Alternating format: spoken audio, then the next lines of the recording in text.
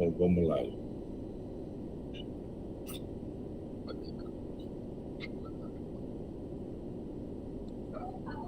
Então, prosseguindo no livro Vivendo no Mundo dos Espíritos, a gente segue no capítulo que fala de relações, né, de causa e efeito na vida de cada um, onde os colegas de Patrícia, né, contaram algumas de suas experiências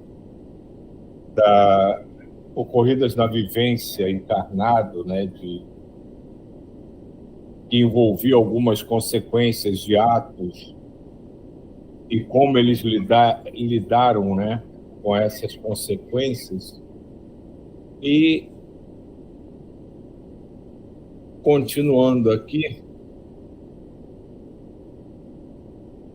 todos estamos envolvidos por histórias desse tipo. Quase todos falavam de si, como Glória.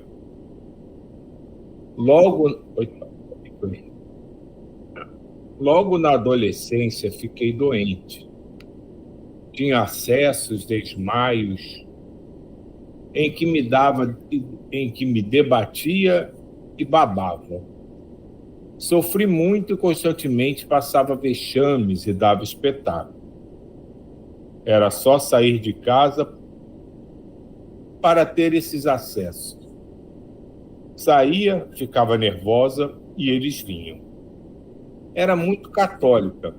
Muitas vezes tive essas crises nas missas e o pároco me disse, tentando ser gentil, que estava dispensada de assistir à missa. Mas gostava tanto de ir, de rezar, e fiquei muito triste. As pessoas tinham receio do contágio e muitas vezes caí na rua e lá fiquei. Éramos pobres, mas enquanto tive mãe encarnada, estava protegida. Quando ela desencarnou, fiquei com meus irmãos, cada época com um. Sentia que não era bem aceita, mas não tinha para onde ir. E com pouco estudo não conseguia arrumar trabalho. Já tinha 40 anos quando passei a tomar remédios mais fortes e modernos, e os acessos abrandaram. Desencarnada, fui socorrida, porque sofri com resignação, e nada fiz de errado. Soube que vivi os primeiros anos encarnada, obsediada, e que foi minha mãe desencarnada que tudo fez para que eu fosse perdoado. Na existência anterior, por um rico senhor de escravos, pratiquei muitas maldades e não fui perdoado por 3 espíritos que me acompanharam, vingando-se. Depois de anos, eles se cansaram porque, orando sempre, fiz com que não conseguissem me atingir muito. Mas pelos próprios erros sofri. Hoje, esses 3 espíritos estão encarnados e os ajudo sempre que posso. Nesse parágrafo tem um ponto que eu acho muito interessante, né? Que é o fato do padre dispensar ela de ir à igreja porque incomodava, porque as crises dela chamavam atenção, causavam medo das pessoas. E ao invés de se tentar algo para ajudá-la, a primeira coisa que pensa é tira daqui, que está incomodando, está gerando problema. E isso é tão, me perdoe a palavra, mas mesquinho da parte de alguém que deveria ser um líder espiritual de espíritos encarnados, sejam encarnados ou desencarnados. E isso não é só prerrogativa de quem vai à igreja.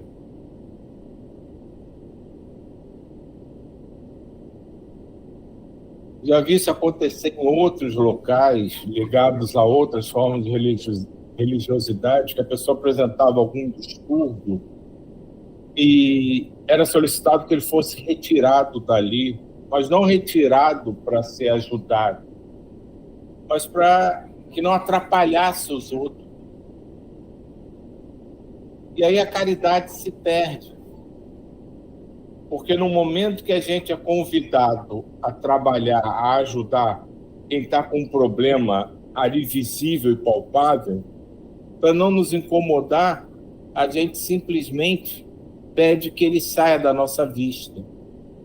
E isso acontece não só nos locais onde isso deveria ser prioridade, isso acontece no dia a dia, no trabalho, na rua, no encontro com o pedinte que te assedia. Muitas das vezes nós mesmos queremos nos livrar do problema porque estamos com pressa, porque naquele momento não estamos muito equilibrados, porque não sentimos simpatia por quem está nos abordando ou pelo que estamos vendo, e fingimos que aquilo não está acontecendo para que não nos incomode, não nos atrapalhe. Então, essa situação tem que ser trazida para o nosso dia a dia, a cada momento que a gente bota o pé fora de casa e até dentro de casa. Porque as dificuldades que nos rodeiam são os chamados e convites para que a gente atue. E fingir que não viu ou se afastar para não ser perturbado por aquilo é negar os seus próprios propósitos. É dar as costas à voz que vem lá do seu interior, que diz apenas: me ajude, caminhe comigo, me dê a mão. Que é o que o Cristo, Maria, Francisco e todos esses anjos e santos, nomeados de várias formas, por vários nomes, pedem tranquilamente e com muito amor a todos nós.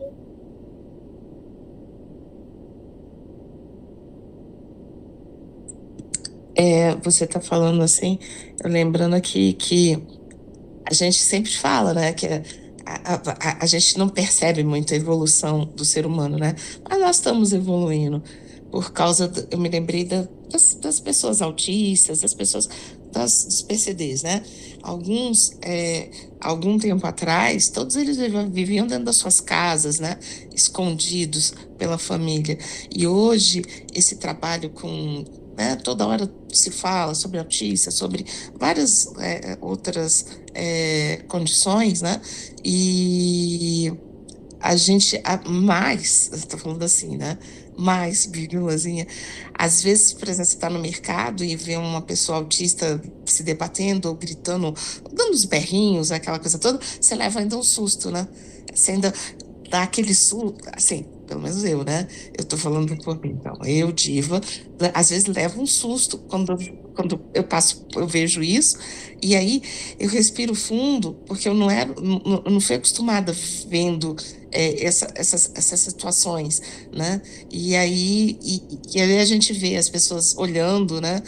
Eu tô vendo porque eu me lembrei de uma situação X no mercado dentro disso. Aí depois o racional vem e fala assim, pô, que legal que agora tá acontecendo isso. Mas num primeiro momento você leva um susto, aí você fica observando, aí depois você vira e vê que a pessoa tá com a plaquinha e tal, e aí você vira e fala assim, poxa, que legal que a gente tá evoluindo, e que legal que a gente já tem algumas pessoas, né? Essas pessoas já podem sair na rua, que algumas pessoas já aceitam, que já não causa tanto susto em tanta gente. Então a gente está evoluindo, a passos pequenos, mas a gente está evoluindo. Diga, Jair, quer falar? Sim. Veja só que coisa interessante. Como ela é um espírito, vamos falar assim, superdotado, no caso de facilidade de aprendizagem. Vamos ver aqui. O nome dela é a Glória, né? Então, o que é que ela fala aqui? Deixa eu ver uma coisa aqui. Desencarnada, fui socorrida porque sofri com resignação e nada fiz de errado. Olha só, porque sofri com resignação e nada fiz de errado. Ponto. Segundo, soube que vivi os primeiros anos encarnados obsidiado. Tudo bem, aí. E foi minha mãe desencarnada que auxiliou, que perdoasse. último parágrafo. Hoje, esses 3 espíritos estão encarnados e ajudam sempre que possa. Ou seja, ela agora passou a ser auxiliar, a ajudar aqueles espíritos que ela maltratou em uma encarnação. A encarnação anterior dela foi uma coisa muito rápida. E ela foi obsidiada por esses 3 espíritos e ela os perdoou, que a mãe dela fez a intercessão, porque já sabia desse predicado desse espírito. É só isso que eu queria falar. Pelo menos eu entendo assim. Só uma historinha que é engraçada pra gente. Essa história, isso que a Diva estava falando, teve alguns anos atrás, os nossos 2 filhos, né, o do meio e o menor, iam viajar juntos para encontrar a irmã na Escócia, né? Então, para identificar as malas, né, que as etiquetas estavam velhas, eu e Sani fomos, né, na loja comprar uma, né, para botar nas malas, para identificar, e achamos uma bonitinha, que era aquele quebra-cabeça, né, que na hora a gente não se tocou, a gente só achou bonitinho, que é o símbolo internacional do autismo. Como eles reclamaram depois? Porque em alguns locais as pessoas se aproximavam deles e perguntavam se eles queriam ajuda para alguma coisa. E eles ficavam possessos com a gente. Mas aí não mostra que a gente está melhor, gente? A gente está melhor. Não, sim. Mas mesmo com a evolução de alguns, não custa nada a gente dar um toque em outros. Com certeza. Não, mas ainda tem muita gente que ainda está. A gente fala isso, mas é que eu quero lá o lado positivo. Mas tem muita gente que. E como eu falei, eu mesma, às vezes levo susto. É um processo de racionalização meu. É o susto, o observar, o ficar assim, atenta, aí depois racionalizar para depois agir, porque às vezes ainda tem um primeiro momento que eu levo um susto. Eu vou emendar outra história que tem 3 dias que aconteceu. Eu estava voltando do mercado e na hora de atravessar aqui na minha rua mesmo, onde eu moro, né? É uma rua que ela é sazonal em termos de movimento. Em determinados períodos tem um movimento que atravessar é difícil, mas tem outras que passa pouco carro. E na hora que eu fui atravessar, tinha um casal de idosos, bem idosos mesmo, parado ali, que quando eu entrei na rua, eu já vi eles parados ali. As pessoas vinham, passavam por ele, atravessavam, e os 2 parados ali. E na hora que eu fui atravessar, vamos colocar aqui, ação divina, não estava vindo nenhum carro, mas quando eu chegou no meio, não sei porquê, né? Eu parei, olhei para trás, os 2 continuavam parados ali na calçada, e eu chamei, vamos? Aí eles começaram a atravessar. A senhora andava muito lentamente, mas o senhor, me pareceu ter Parkinson, daqueles que dá um passo para frente e 2 para trás. E demoraram assim uma eternidade para atravessar a rua. E eu parado no meio da rua com as sacolas, né, esperando eles atravessar, não veio nenhum carro. Quando eles já estavam quase terminando, entrou um táxi bem lentamente, já por coincidência lentamente na rua, que eu fiz sinal para ele esperar. Assim, mas uma rua que tem 3 metros, eles demoraram uns 5 minutos para atravessar. Quanto tempo aquele casal ia permanecer ali em pé, com as pessoas passando por eles e ignorando, para conseguir atravessar aquela rua? Se alguém não parasse, não precisou nem parar o trânsito, parasse e desse confiança a eles para que atravessassem a rua. E quando eles atravessaram, eles foram para um lado, eu fui para o outro, e veio uma mulher andando, né? Ela me olhava com os olhos, parecia desenho japonês, enorme, aqueles olhão, né? Fixo. Ela veio olhando, veio passando por mim, não parava de me olhar. Não sei o que ela estava pensando, isso pode ter sido alguma coisa boa. Mas são essas situações que eu digo. Se a gente ficar atento, a gente promove tanta felicidade com tão pouco. Talvez a felicidade daquele casal de idosos tenha sido alguém parar e deixar eles atravessarem a rua. Talvez eles tenham ganho o dia deles com aquilo. Então tem muita coisa que é irrisória, que para a gente pode parecer insignificante, mas pode ser, exagerando um pouco, a salvação da vida de quem estava esperando a mão.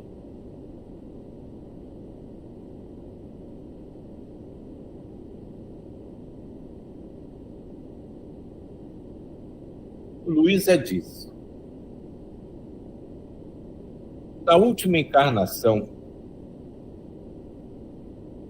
tive uma doença que me fez ficar com as pernas defeituosas. Andava com dificuldade.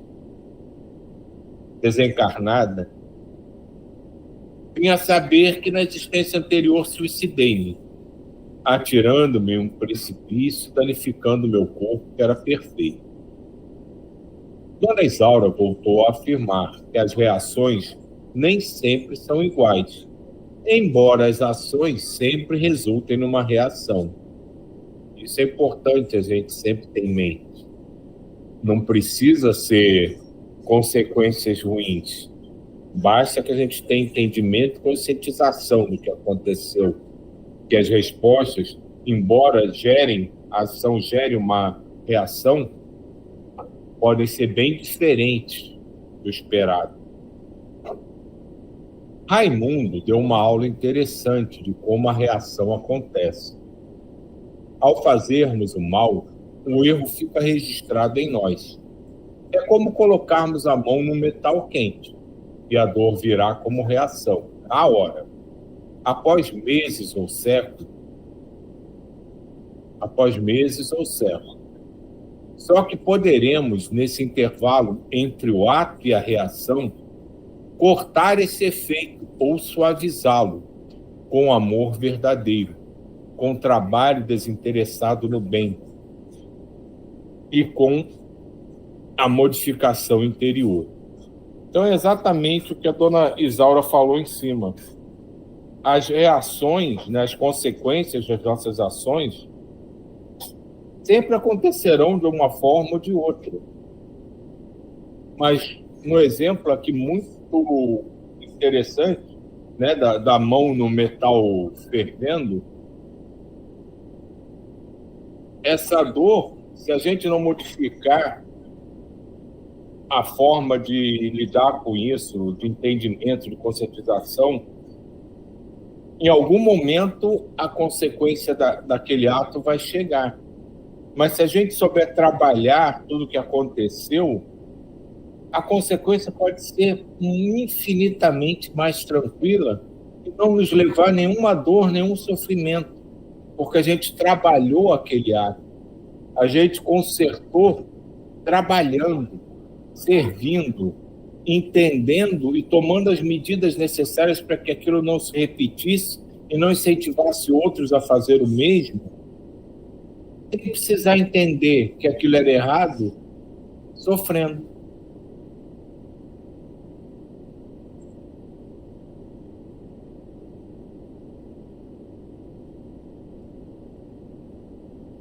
Vimos filmes de países onde muitos desencarnam de fome, seja pela seca ou pela guerra.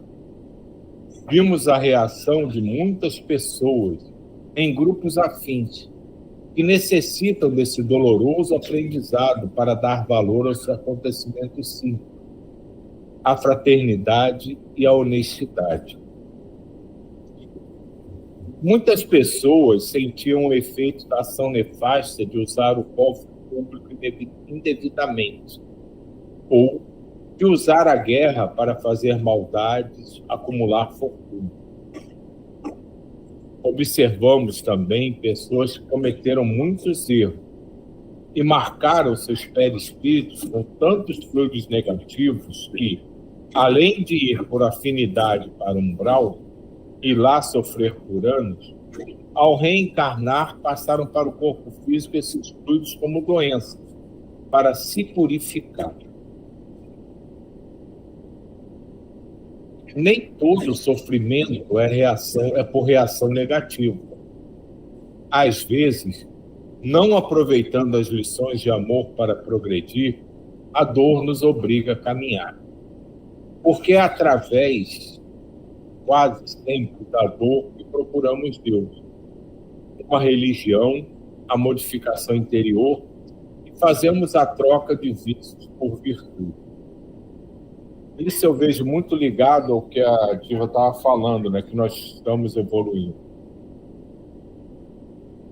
Muitos já começam a se conscientizar e entender que tem que agir, pensar, fazer as coisas de forma diferente, ver as situações de forma diferente, e começam a trabalhar, justamente fazer esse trabalho que ele fala acima, de resgatar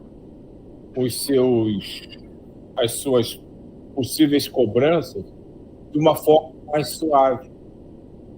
Mas muitos, né, não conseguem desenvolver esse entendimento. São aquelas pessoas que só rezam quando acontece alguma coisa ruim, quando alguém está doente, quando alguma coisa dá errado. Só se lembram, seja qual for a forma de religiosidade, quando estão necessitados. E assim que o problema é resolvido, param de pensar naquilo e seguem sua vida da mesma forma. Então, esses precisam de uma chacoalhada para pensar direito. E é quando a dor se apresenta. Diga aí. O que acontece? Pegando esse caso da evolução aí que a gente está conversando, a Diva principalmente, se nós observarmos a nossa sociedade, claro que tem falhas, mas eu acredito que a evolução é diretamente proporcional à nossa evolução tecnológica. O que acontece? Se vamos observar aqui esses dois quadros aqui, o que essa primeira tinha, essa Glória? Ela tinha epilepsia. Epilepsia é uma doença que está sob controle, praticamente. E a segunda, ela teve que paralisia infantil, isso já praticamente está extinto. Sabe? Então, essas formas e outras formas mais, que tem é uma prova cabal que como a sociedade está evoluindo. Então, até, por exemplo, era coisa comum, uma vez eu vi uma foto do rei da Espanha, há tempo atrás, matando os animais e pousando com aquelas fotos dos animais mortos. Isso é uma coisa inconcebível. Mulheres se vestir de peles de animais, isso hoje em dia é inconcebível. Então, isso já é uma evolução. Já existem as leis sociais. Tem gente que tem aquele ranço escravocrata, tem. Mas se ele quiser praticar esse ranço escravocrata, tem a lei em cima dele. Existe a justiça social. E assim sucessivamente. O que tudo isso que a gente está conversando? Que a sociedade realmente está evoluindo. A gente vê aos olhos, salta aos olhos. É só isso.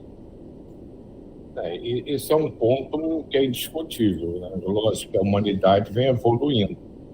Mas é justamente, acho que é esse ponto que ele está pegando aqui, a sociedade está evoluindo como um todo, e quem souber lidar com suas situações, talvez não precise pagar com dor. Mas existe um pensamento na cultura hindu, um dos princípios do yoga, que agora eu esqueci o nome em sânscrito, mas que fala sobre o que ou quem você é quando ninguém está olhando. Esse é o ponto. Por que você não fazer porque a sociedade, as leis da sociedade dizem que aquilo é errado, é uma coisa. Mas quando a sociedade não está olhando, você não tem ninguém te controlando, você age daquela forma ou não? É isso que gera a cobrança tranquila ou problemática ou dolorosa para cada um de nós. Isso é muito visto na Europa. Se nós aqui, principalmente no Brasil, vemos o europeu, de modo geral, como uma pessoa educada, culta, o alemão segue as regras, mas eu já vi vários estrangeiros que, quando viajam para países que são mais relaxados em termos de cultura, de peso da sociedade, fazerem atrocidades porque não tem o controle, porque não tem ninguém olhando. Então, acho que esse é o ponto que a gente precisa elaborar com mais carinho, com mais amor e com mais consciência. Não é apenas não fazer porque a sociedade diz que aquilo está errado.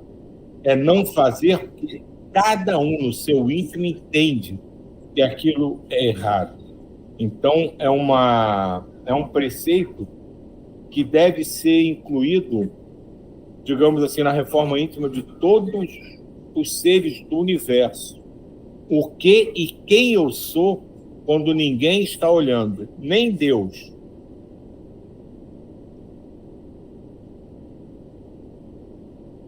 Diga. Pegando esse gancho aí que você acabou de falar, por que a lei não é para castigar, ela é para educar. Então, essa pessoa que quer fazer mal, ela está lá na Alemanha. Ela tem aquele instinto, qualquer instinto que a lei condena. Então, ele tenta se moldar essa lei. Mesmo ele não querendo, ele já está sendo induzido, forçado a se modificar pelos pensamentos, de uma forma civilizatória, entre aspas. A partir do momento que ele vem para o país do terceiro mundo, como você acabou de falar, e ele se manifesta, ele ainda não se reformulou, mas ele está a caminho, porque ele já tem um parâmetro dentro dele que ele não pode fazer aquilo, então ele já começa a se condenar. E se ele tivesse nascido num país de terceiro mundo, ele não pensaria nem isso.